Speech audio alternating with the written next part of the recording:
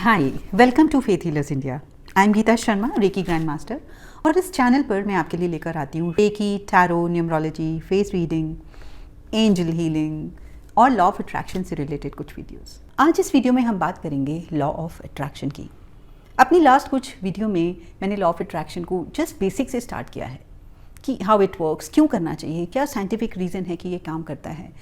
मैंने अपनी लाइफ में लॉ ऑफ अट्रैक्शन कब से अप्लाई किया और उनको अप्लाई करने के लिए मैंने क्या क्या किया, मैं वो शेयर करूँगी।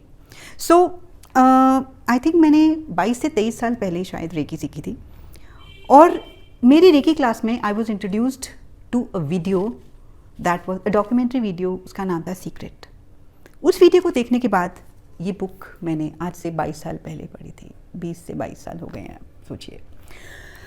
तो जब ये बुक मैंने पढ़ी तब मुझे एक्चुअल में ये थ्योरी लगी और इसको मैं अप्लाई नहीं कर पाई थी। जैसे जैसे मैं अपनी रेकी प्रैक्टिस करती गई और इसके कुछ छोटी छोटी चीज़ों को उठाकर मैंने अप्लाई करना शुरू किया तो चीज़ें मैनिफेस्ट होने लगी। ग्रेजुअली मैंने लॉ ऑफ अट्रैक्शन के बारे में और रिसर्च करी, और कुछ ऐसी टेक्निक्स हैं जिनको एक्चुअल में मैंने यूज़ करके विद इन फ्यू डेज मैंने रिजल्ट्स पाए। उनमें से एक टेक्निक आज मैं शेयर करने वाली हूँ, दैट इज़ 555। इससे रिलेटेड और भी आपको बहुत नॉलेज और इसका कंटेंट तो मिल जाएगा, बट यहाँ पर मैं कुछ वो शेयर करने वाली हूँ जो मैंने पर्सनली भी उससे एक्सपीरियंस किए हैं और उससे कुछ अचीवमेंट्स किए हैं।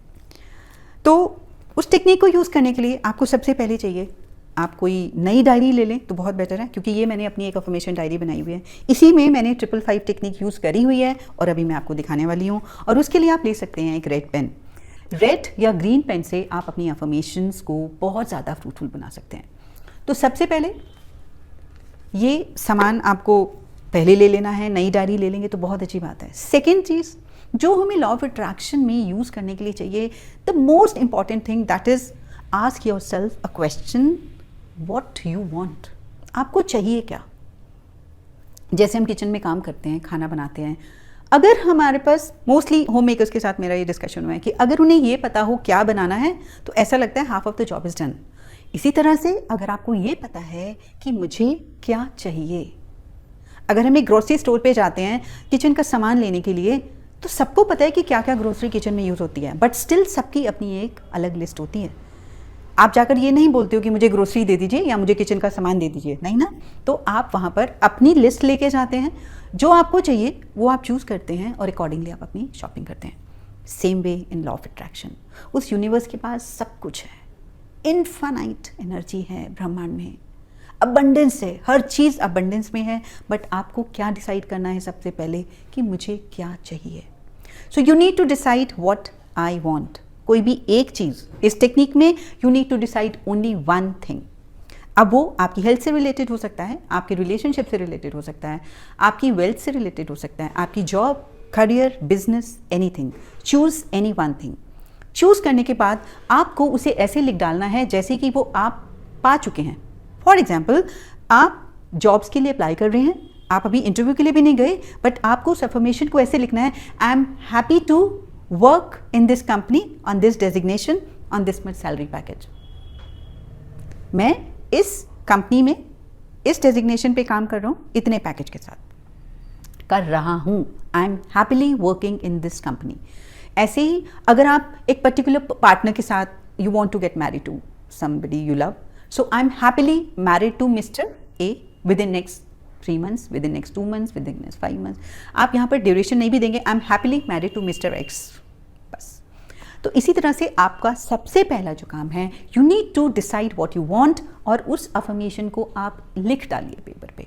या डिसाइड नहीं कर पा रहे हैं, 2 से 3 अफर्मेशंस लिखिए, 5 लिखिए, उसके बाद एक अफर्मेशन को आप डिसाइड कीजिए, I want to work on this.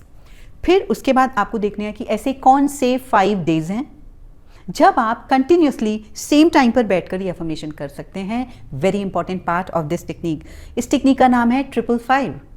You have to write. जब आप अफर्मेशन चूज करेंगे तो आपको कंटिन्यूसली 5 डेज के लिए 55 टाइम्स उस अफर्मेशन को लिखना है, और इसीलिए इसको बोला जाता है 55 × 5।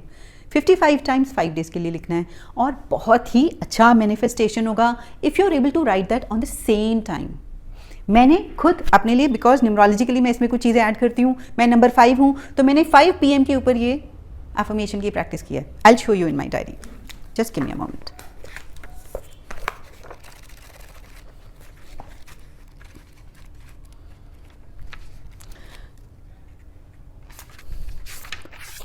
So these are few pages when I have started with that affirmation. Okay. Right. So these are few pages where I have completely practiced this affirmation 55 times a day.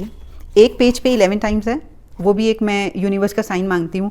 एक पेज पे मेरी अफर्मेशन 2 सेंटेंसेस 2 लाइंस पूरी करी है उसने, और एक page पे 11 टाइम्स है, तो टोटल 5 पेजेस में डेली में अफर्मेशन भी लिखी है.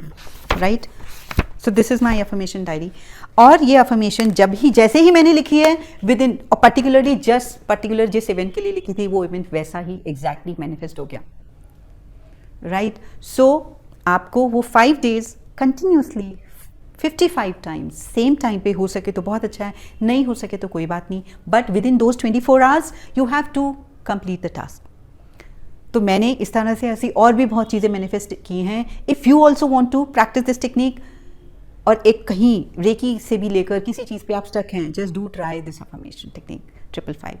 एंड अगर आपको रिजल्ट मिलने लगे, do share in the comment box. Thank you.